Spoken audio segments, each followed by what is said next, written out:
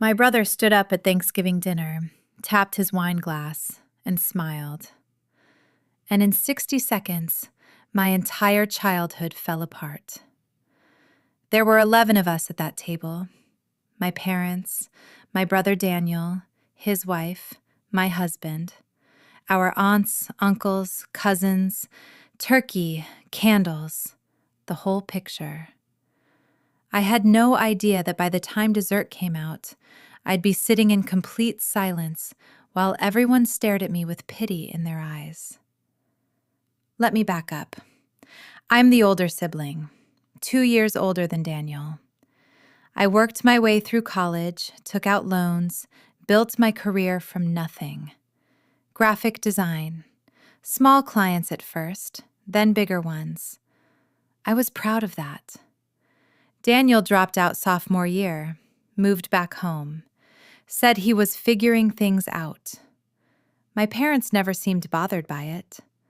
I told myself that was just who they were. Supportive, non-judgmental. I was wrong about what it actually meant. About 2 years ago, Daniel suddenly had money. Not a little money, real money. New car, new apartment across town in the nice part, vacations, watches. I asked him once, casually, just curious, "What are you doing now, work-wise?" He just smiled and said, "I've got some things going." I left it alone. My husband, Marcus, thought maybe Daniel had started a business or gotten lucky with some investment. I thought the same thing. We were both wrong. That Thanksgiving, everything seemed normal at first. Mom had made her famous sweet potato casserole. Dad was telling the same football story he tells every year. I was half listening, refilling my wine. And then Daniel stood up.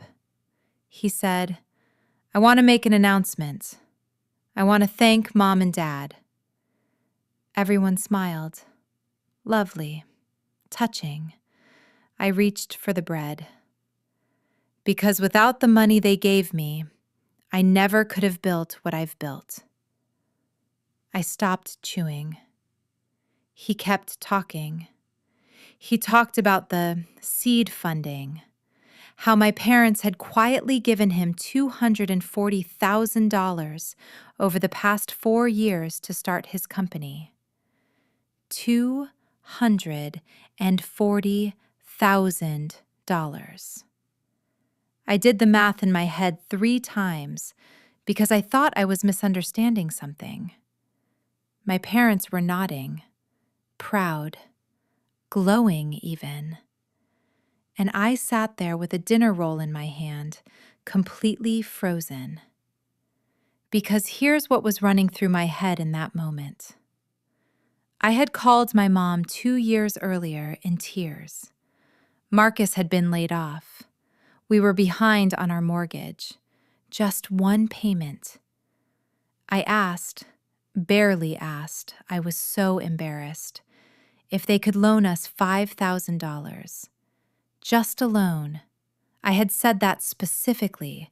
I will pay you back. My mom had said, "Sweetheart, you know we're on a fixed income." I had apologized for asking. I never brought it up again. I sat at that table and I thought about that phone call. I remembered crying in our bathroom after I hung up. Marcus had held me and said we'd figure it out. And we did. We always did. By ourselves. Fixed income. Fixed income. While they were writing checks with 3 zeros for my brother's startup, I looked at my mom. She caught my eye and quickly looked away. That's when I knew she knew exactly what she'd done. Daniel was still talking. Something about Series A funding, investors, his vision. I put down the bread roll. Marcus had gone very still next to me. He'd done the same math I had. My aunt, my dad's sister, leaned over to me and whispered, "Did you know about this?" I shook my head. And maybe it was the wine. Maybe it was 2 years of swallowed resentment. Maybe it was the image of myself crying on that bathroom floor. But I heard my own voice come out of my mouth. "Daniel, that's incredible. Really?" He smiled. $240,000 is a lot of seed funding. The table got quiet. I actually didn't know Mom and Dad had that kind of money available. My mom set down her fork. I mean, I asked for $5,000 once, when Marcus lost his job. I remember being told that wasn't really possible. Someone's chair scraped against the floor. Daniel looked at my parents. My parents looked at each other. My dad said, "This isn't the place." "For what?" I asked. I kept my voice completely calm. "For math?" My aunt actually snorted. She covered her mouth immediately. "I'm not upset," I said, which was both completely true and completely false at the same time. "I just want to understand the timeline, because if we're celebrating, I want to make sure I understand what we're celebrating." Daniel said, "Can you not make this about you?" And there it was. Can you not make this about you? I looked at him for a long moment. "I'm not making it about me. You made a public announcement at a family dinner.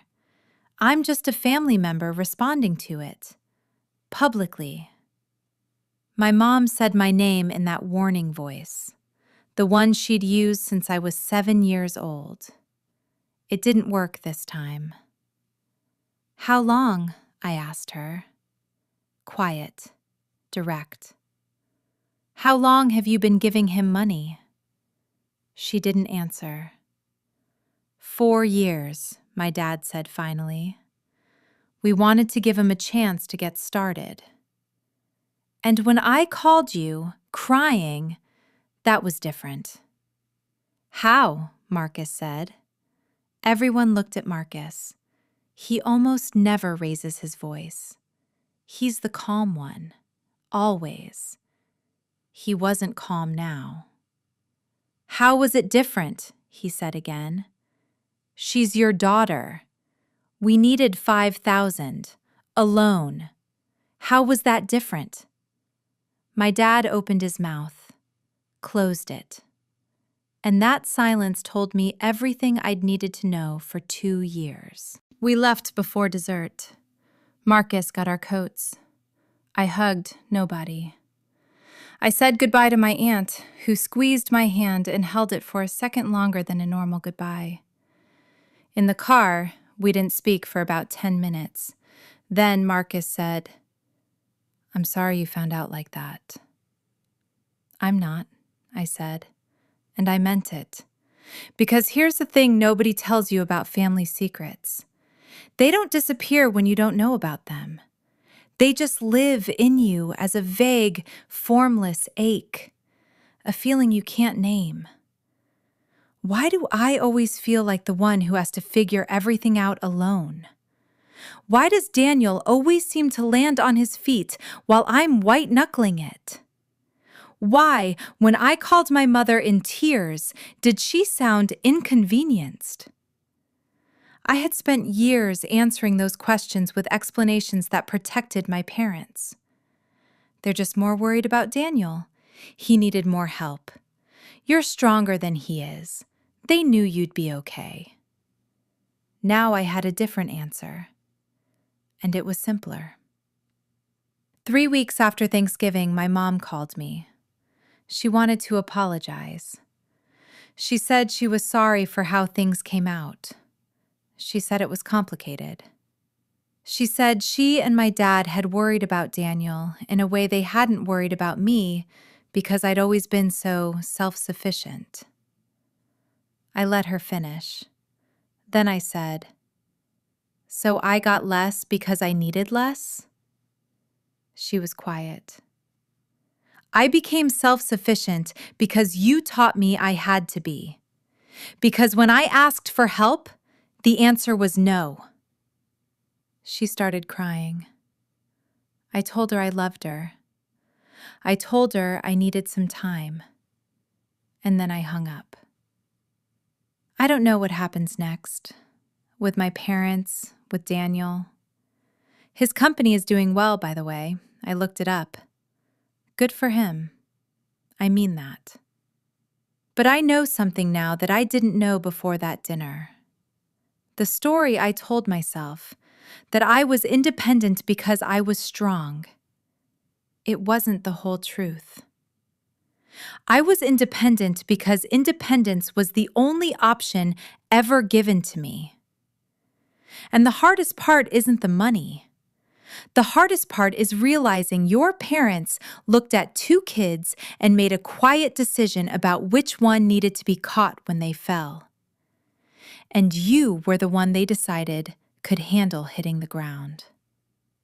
Maybe I can, but it would have been nice to never have to find out.